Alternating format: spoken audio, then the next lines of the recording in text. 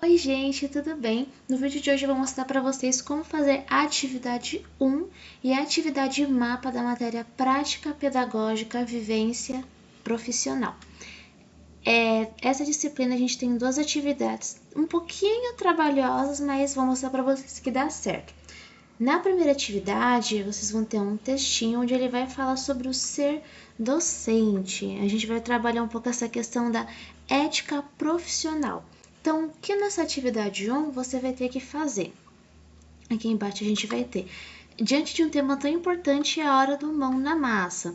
Então, você, aluno, você deverá ir até um ambiente, sua futura atuação profissional, ou seja, uma escola, e entrevistar de 2 a 4 professores experientes.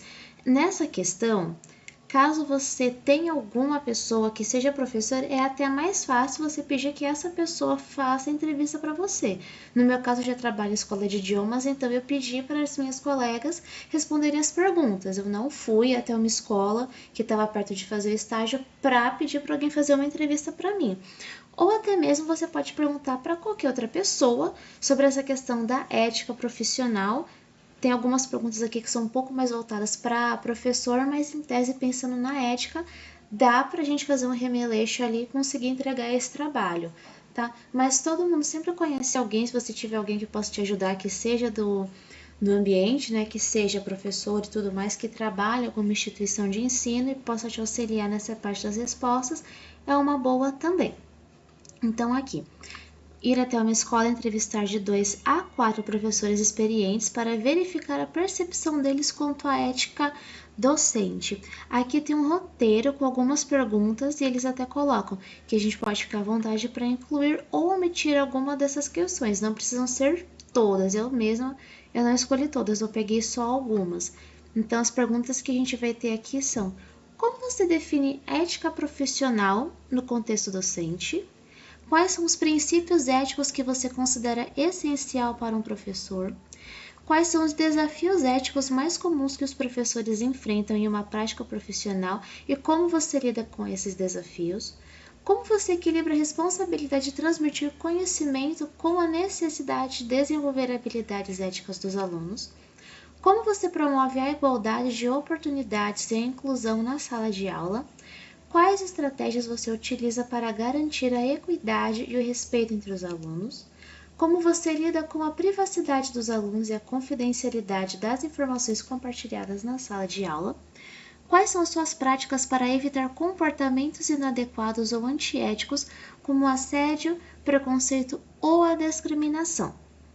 Depois, então, que a entrevista for realizada, você deverá organizar as informações em um texto dissertativo, evidenciando a ética docente, considerando o título como ética docente, a introdução apresentar a temática, conceituação da ética e os relatos da organização das entrevistas, desenvolvimento, organizar e compilar as ideias coletadas nas entrevistas, e a conclusão, argumentação com base nos dados coletados durante a entrevista.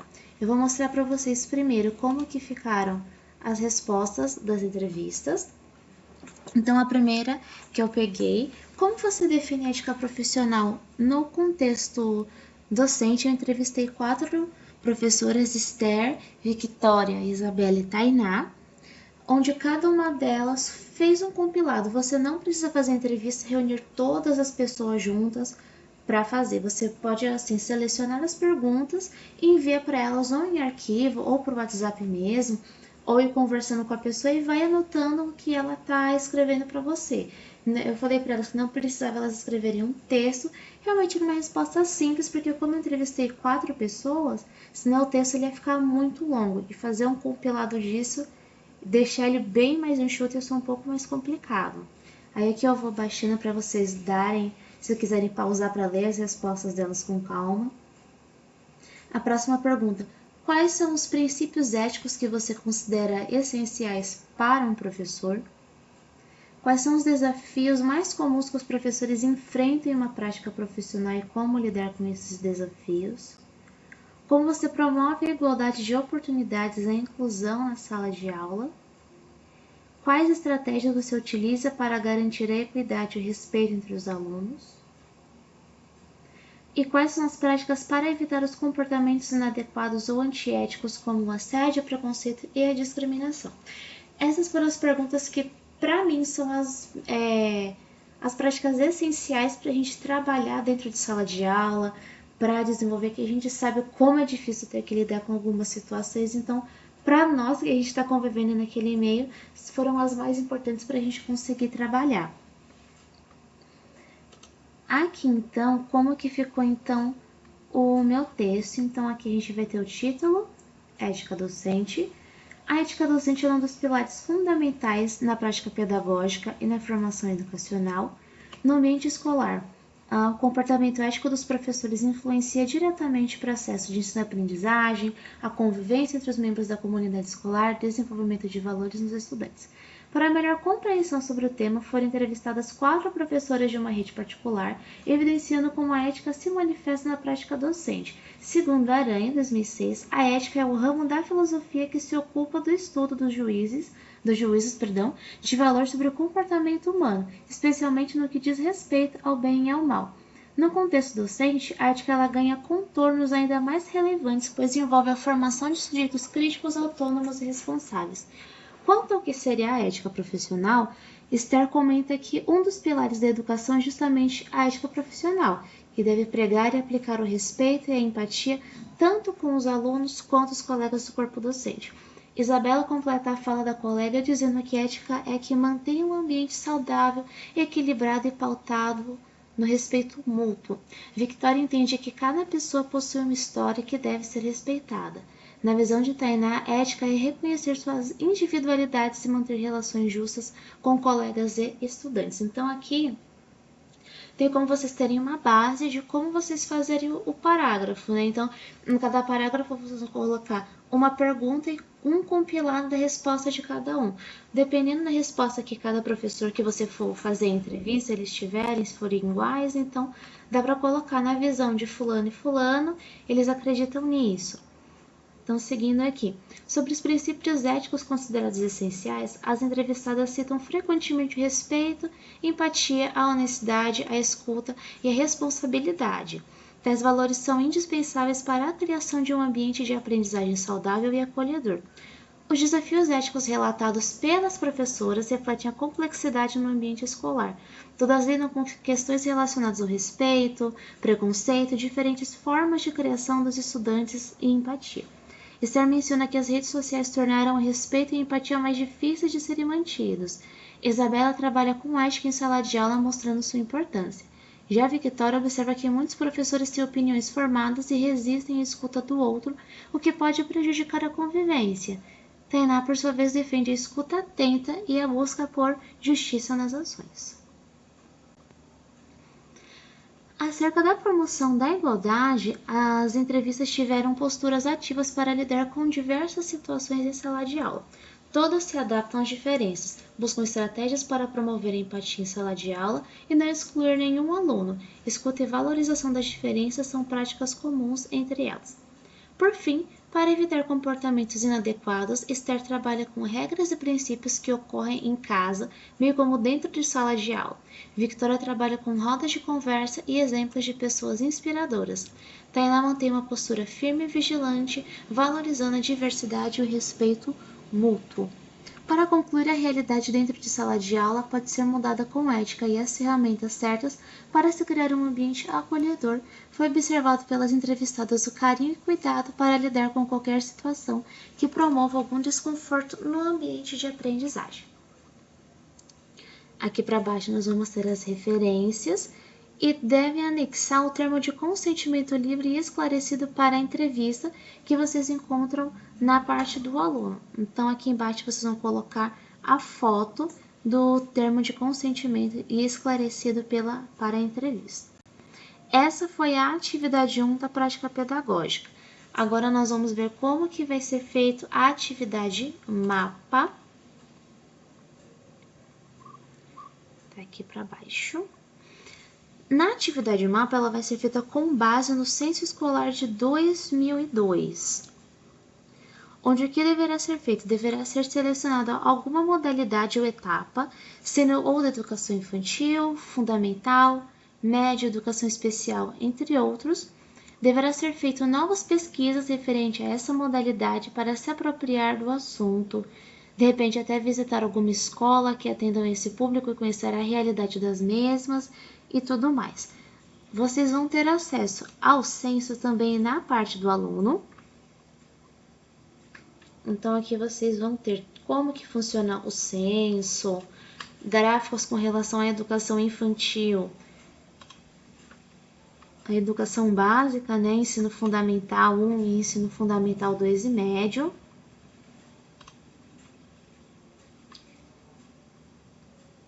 Então, por exemplo, com relação às matrículas, aqui a evolução de matrículas na rede privada e na rede pública, se teve aumento, se teve perda, qual a idade dos alunos, se essas escolas são privadas, se elas são municipais, se elas são do estado ou se elas são federais, quais estados elas têm mais matrículas, elas têm menos matrículas. Então, o censo ele vai servir para isso, para você compreender como que funciona a educação nos dias atuais. E essa atividade ela tem que ser feita em PowerPoint. Então, aqui quando você... Tudo isso aqui você vai encontrar na parte do aluno, da matéria. Aqui nessa segunda página você pode deixar da forma que tá. Serão 10 slides a serem desenvolvidos. O meu objetivo nessa parte, então, foi a educação infantil pré-1. Como eu estava perto, como eu estava fazendo duas faculdades, então, pedagogia e filosofia, eu escolhi, então, essa parte da educação infantil que estava mais próxima da realidade que eu estava. Então, eu coloquei aqui. É a primeira etapa da educação básica e atende crianças de 0 a 5 anos, sendo pré-1 voltada para crianças de 4. Seu objetivo principal não é apenas preparar para a alfabetização, mas garantir experiências que promovam o desenvolvimento integral, cognitivo, motor, emocional e social. No Brasil foi criada devido à necessidade das mulheres terem que deixar seus filhos em algum lugar enquanto trabalhavam, surgindo então as creches para famílias pobres no início do século XX. O reconhecimento da educação infantil como parte da educação básica veio com a Constituição de 88 e se consolidou na Lei de Diretrizes e Bases da Educação Nacional, a LDB. A partir disso, passou a ser compreendida como um direito da criança e um dever do Estado, reafirmado pelo Plano Nacional de Educação. Então, aqui seria um breve resumo do que foi a parte que a gente viu no primeiro slide. Então, no primeiro slide você vai fazer um pequeno texto. No segundo, um resumo bem enxuto do que foi falado.